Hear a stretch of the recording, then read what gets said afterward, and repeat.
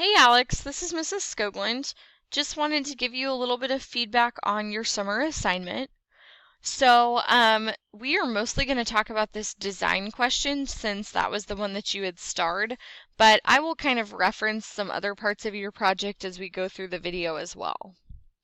So the first thing that I look for in a body paragraph structure, which is what this is a topic sentence that really answers the question that was provided, and kind of previews what's going to come in the paragraph. So I thought, Alex, for the most part, your topic sentences were really good. I looked at a couple other paragraphs too, and I like that you always do directly answer the question in that first sentence. So definitely keep that up. That's really good and helps us to know immediately what you're going to be talking about in the paragraph. Next, I actually look at the end of your paragraph for what's called a concluding sentence. We want that to also tie back up to the question and sort of signal to the reader that the paragraph is ending.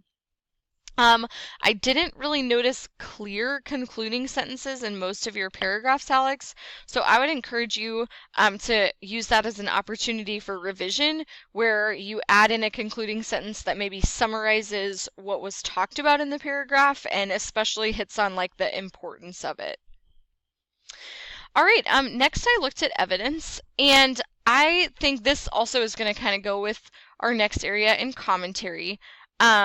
This is definitely an area I would encourage you to spend some time on, Alex, because I noticed throughout your L-directed questions, I think I only found maybe one direct quote, and we needed at least 2 per paragraph, which should be 10 total. So it was just kind of hard for me to score you on evidence because I felt like most of the time, and actually in several of your paragraphs, there wasn't any evidence referenced at all.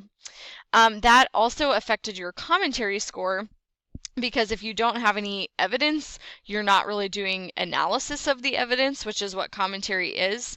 So, like I said, I will offer revisions, and I think it would be good for you to really dig into the text and find those quotes and go back and revise.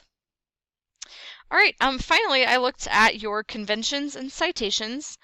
Your conventions, I forgot to mark this, but I thought actually looked really good. Like, I can tell you've proofread.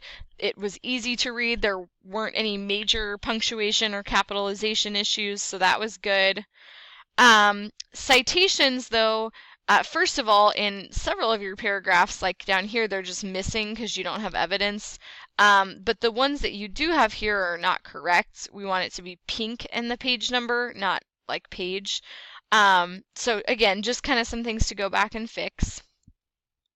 I did think your R-directed activities looked good, Alex, and I wanted to comment on this play one especially. My husband plays Overwatch a lot, so I was like, oh, yep, I know that one. But I thought you did a good job of walking me, as someone who doesn't play the game, through it, and kind of talking about the skills here. So anyway, just wanted to give you a little bit of feedback.